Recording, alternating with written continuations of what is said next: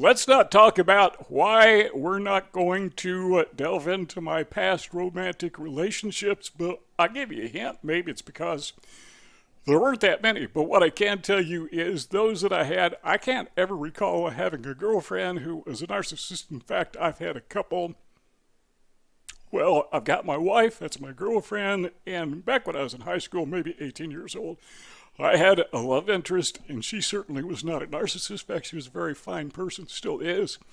But what we're talking about here is love relationships, romantic relationships, and the things that your narcissist will say to you. Now, we've got these in couplets. So the first one will be what the narcissist will say to you during that love bombing stage, but then we go to the devaluing stage, the abuse stage. And the narcissist will say pretty much the same thing, only backwards. In other words, they're hypocrites. They tell you one thing when they're love bombing you and something else when they're abusing you, when they are devaluing you. And let me know, let everyone know if these have happened to you. And let everyone know if we're missing something somebody has said to you in a romantic relationship or even any kind of relationship with a narcissist that we missed on the list. Number one is this: you're so sweet. Have you ever had a love interest tell you that? Now, it may not be those exact words. It could be something akin to that, that you're just super special. You're just, you're just nice, or however they want to phrase it. And a lot of times, these things are not actually articulated, but they're implied. So they're saying it, but they're saying it by their actions, not by the words. But what do they say to you during the abuse stage? When they are devaluing you, then they will say something to the effect that you're just too sensitive. I'm not sure that's an insult. I consider myself sensitive and probably too much so. Maybe too much empathy. That makes me vulnerable. Probably same with you. Makes me very gullible. So number two is this: they may say something to the effect that you are my soulmate. So that means, hey, we got this thing that clicks. We got this thing where we have something that is super special between just you and me. So you are my soulmate, and I must be your soulmate. I mean, we just have it together. Maybe we ought to get married. Okay, so maybe you do get married, and maybe things don't go well because, well, you married a narcissist. And what will they say then? Well, they will say, I was warned about you. No, people told me about you. They said, you should never marry this guy. You should never marry this girl. Because, and then they'll list all your problems and all of your faults. Have you had that experience? Number three is this: I sense you are an honest person. This is where people will evoke the so-called gut feeling. I really don't believe in gut feelings, but a lot of people disagree with me on that. In fact, probably most people disagree with me on that. But gut feelings can be very, very deceptive, and narcissists understand that, so they play on your gut feelings. That's what that first thing is all about. That that I sense that you are an honest person. I just had that gut feeling. And then you have the gut feeling that this person likes me. But your gut is wrong. I don't even know if your gut can think or not, or gut can feel. Okay, your gut can feel if you eat too much. I know that. Or depending on what you eat. I love White Castle, but that's way off the topic. But yeah, that gives you a gut feeling. So what do they say when they are abusing you? What do they say? What is the reverse of this? They say when they are devaluing you, well, they say that you are a bad person.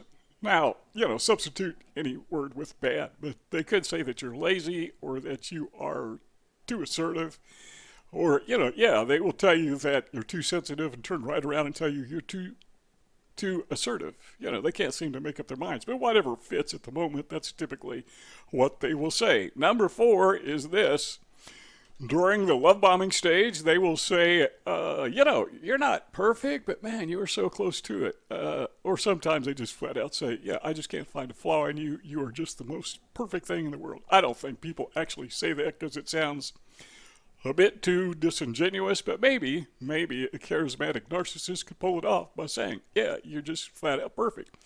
And, oh, what flattery. I mean, this person must really care about me. They must really love me because they can't find any flaws in me. And you're not going to tell them that you got flaws, until later when they start pulling it out of you. But what happens later during the abuse stage, during the invalidating stage, they will say something like, frame it in a question. They will say something like, what on earth is wrong with you? In other words, you're no longer perfect. Now you got flaws. And it is so obvious. And now they're wanting to communicate to you that they know you have flaws and they want you to focus on your flaws. It's kind of like gaslighting, right? Where they convince you that you're worse than you really are and you start to believe them. And if they're saying it to you, and these are things narcissists say to your face, but if they're saying it to you, there's a good chance that they're saying it to other people as well. What on earth is wrong with this person? I don't know. Number 5, during the love bombing stage, they may say something like, I've just never met anybody like you before. Or I've never met anybody who is as wonderful as you. Or I've never met anybody who is just centered like you are. You just seem to have your act together. So, those are different ways of saying the same thing, rather. But during the discard stage or the abuse stage or during the evaluation stage, then they will say something to the effect that no wonder nobody likes you because you are so, and fill in the blanks. They may call you arrogant, they may call you proud or narcissistic. Number 6 is this. Now, these are in couplets, so I say we have 24. We've got 12 couplets, but there's 2 in each, so that's 24 because I can do simple math. Number 6 is never in my life have I felt this way about anyone else. They're just lying. If it's a narcissist, they just make that up, but it works, right? Because, people fall for it. When they are abusing you, they will say something to the effect that, I'm the best person that you have ever had, ever will have, and, you can't do any better than me, so go ahead and do whatever you want. But it's going to be a big mistake. Stop and think. Yeah, there was a song. Remember Aretha Franklin sang that, Blues Brothers? Stop and think, and I don't know the rest of the words. Maybe you do. You can share them with us. But to stop and think about what you're doing before you walk away from me, because you're not going to get anything anywhere close to what I am. Yeah, that's kind of narcissistic, isn't it? Number 7 is this. They will say, you are so clever. Now, again, they're probably not going to use those exact words. In fact, I don't think anybody uses the word clever. I remember when I was maybe in 8th grade, I had a social studies teacher who wrote on my paper that I did something that was kind of clever. I think I drew a little picture of a mountain or something on a report about Alaska. And she said, that was so clever. I never heard anyone use that word in real life outside of that one time, but you get the idea. They may not use the word clever, but they will make you think that you're just a really, really smart person, that they may say, man, you're so good with your hands. You know how to fix things or whatever. But they will come back later when they are putting you through the ringer, so to speak, when they are abusing you, when they are devaluing you, and they may say something to the effect that you can't do anything right. Or they may say, you're just crazy. Now, that's flat out gaslighting, particularly if they're telling it to other people and trying to convince others. Number 8 is this. You're centered and level-headed. Yeah, we kind of talked about that before, I guess. But the flip side of that is, I don't have any idea why you are so upset. Or maybe they say, man, you always throwing a temper tantrum. What is wrong with you? Or maybe they'll phrase it something like, are you having a problem keeping your temper together? Whatever. What else would they say? Number 9. During the love bombing stage, they'll say, I really admire your confidence. You're such a confident individual. There's something about you that just exudes confidence. People have so much respect for you because blah, blah, blah. And during the abuse stage, during the devaluation stage, they'll say something like, why are you so insecure? What is wrong with you? They always say, what is wrong with you? Like you're supposed to know.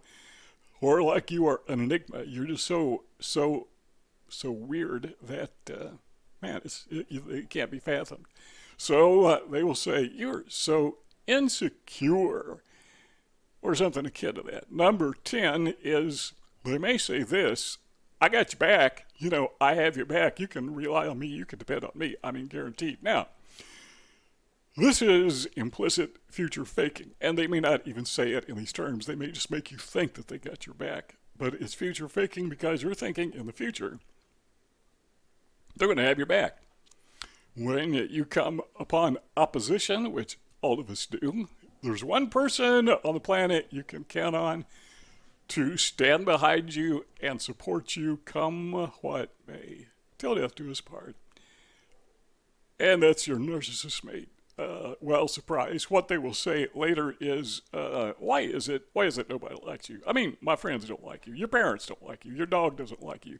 I was watching the other day, and your dog was just, you were petting him, but he didn't like it, and they go to all kinds of extremes. Maybe not that extreme, but they will make sure that you understand that they don't have your back. In fact, nobody does. You're just out there afloat on your own. Better watch out because, you need me. Where are we? Number 11 is this. They will say something to the effect that you are so adorable or you are so cute. Do women still call men cute? That always bothered me. When I was a teenager, they used to say, this guy is so cute. You're not cute. I don't want to be cute. It's kind of like when I went to Menards and bought some flowers. And the lady behind me said, oh, those are so pretty. I don't buy pretty flowers. I buy cool flowers. They're not pretty. They're cool. There's a huge difference. And no, I don't want to be cute. I want to be, you can call me handsome if you want. Nobody ever has, but you can if you want. I'm not going to stop you. But cute? No, that's kind of an insult. It's like a little Cupid doll. Whatever a Cupid doll is. Number 12 or number 11, the flip side of that is, okay, we got 22 of these. I thought we had 24. But it says that, or the flip side of 11 is, you are unlovable. This is kind of what we said before. You are unlovable. Just everybody hates you. Nobody can see anything good in you. And nobody ever really loved you, and nobody ever will love you. Well, yeah, that probably is limited to one person, and that's the narcissist. That's the one person who never did love you, who hates you, and they never will, quite frankly, because narcissists are stuck in a rut because they're hardwired.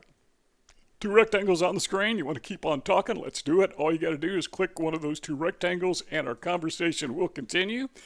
If not, thanks for stopping by, and we will see you all next time.